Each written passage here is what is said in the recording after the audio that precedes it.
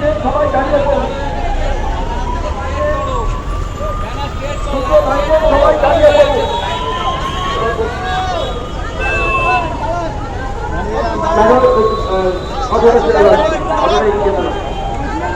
অটোটাকে একটু ছেড়ে দিন, অটোটাকে একটু ছেড়ে দিন। আর দুটো লাইন করুন, সভাপতি বলেছেন দুটো লাইন সকলের আছে। মোমবাতি মোমবাতিগুলো জ্বালিয়ে নিন, একটু দুটো লাইন করুন। আমরা জানি অনেকেই নেতৃত্ব রয়েছেন, দুটো লাইনে দাঁড়ান। কারণ আমাদের নেতা শুভঙ্কর সরকার তিনি লাইনে দাঁড়িয়ে যান। অতএব সকলের কাছে অনুরোধ করবো যে আপনারা দুটো লাইনে দাঁড়ান, দুটো লাইনে দাঁড়ান, আপনারা দুটো লাইনে দাঁড়ান। মেয়েদেরকে অনুরোধ করছি, মহিলাদেরকে অনুরোধ করছি দুটো লাইন করুন প্লিজ প্লিজ। সভাপতি বলেছেন দুটো লাইন করুন। দু লাইনে দাঁড়ালে ব্যানার ছেড়ে, ব্যানারটা দুজন ধরুন, খালি দুজন ধরুন, ব্যানারটা দুজন ধরুন। আর মহিলাদের দুটো লাইনে দাঁড়ান। শুভঙ্কর সরকার আমাদের সভাপতি বলেছেন দুজন ব্যানারটা ধরে বাকিরা লাইনে দাঁড়ান। আমাদের মিছিল আর্থিক করার দিকে এগিয়ে যাবে।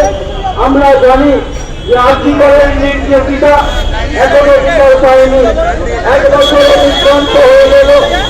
আজকে পর্যন্ত ক্রিয়ায় কোনো বিচার পাইয়ে দিতে পারল না। নির্যাতিতার মা আজ ওখানে নীরবে নিভিতে। আমরা তাই বলবো আপনারা আসুন এই প্রতিবাদ মিছিলে, প্রতিবাদের মিছিলে শৃঙ্খলাবদ্ধভাবে দাঁড়ান। দেখুন প্রদীপটা সিনিয়র লিডার প্রদীপ ভট্টার তিনিও কি সুন্দর লাইনে দাঁড়িয়ে রয়েছে। আপনারা প্রদীপটাকে দেখেন, অন্তত শিখুন যে কিভাবে শৃঙ্খলা পরায়ণ হওয়া যায়। প্রদীপ ভট্টার দেশের অধ্যাপক মানুষ প্রাক্তন সাংসদ তিনিও কিভাবে লাইনে দাঁড়িয়ে রয়েছে। আপনারা প্রদীপটাকে দেখে একটু করি শৃঙ্খলা পরায়ণ হন।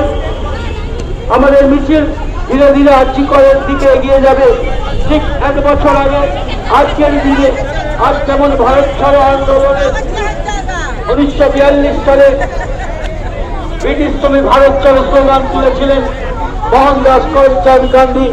আজকে ঠিক 1 বছর, আজকে সেই 9ই আগস্ট যেখানে আমরা দেখতে পেয়েছি পরিবর্তন করিয়া তিনি বিজেপি করছিলেন, পোস্ট গ্রাজুয়েশন কোর্স করছিলেন হাসপাতালে।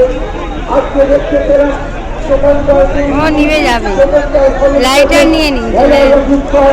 বিভিন্ন ভাবে যেসব কাণ্ড কারখানায় দুর্নীতি হচ্ছিল তা তিনি জেনে ফেলেছিলেন, তাই তাকে চিরতরে এই পৃথিবী থেকে সরিয়ে দেওয়ার চক্রান্ত করে।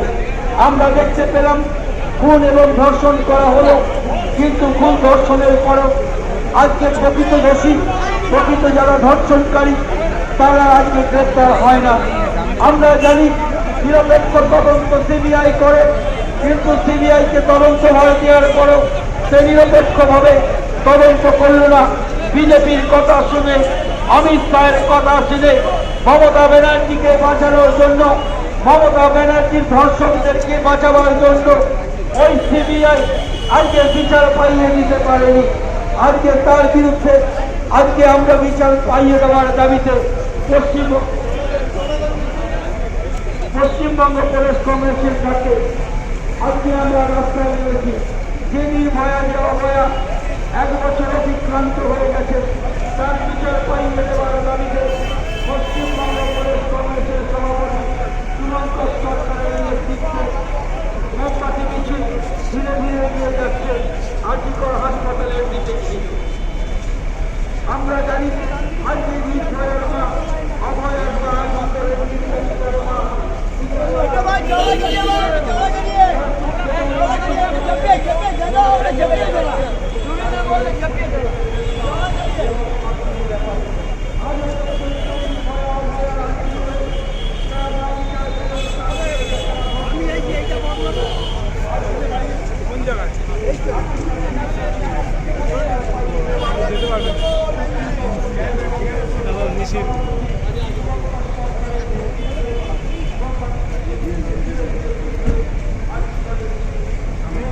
আপনার জন্য আমি বললাম আচ্ছা বলে দেওয়া যে জ্যাম জ্যাম আসতে পারবে।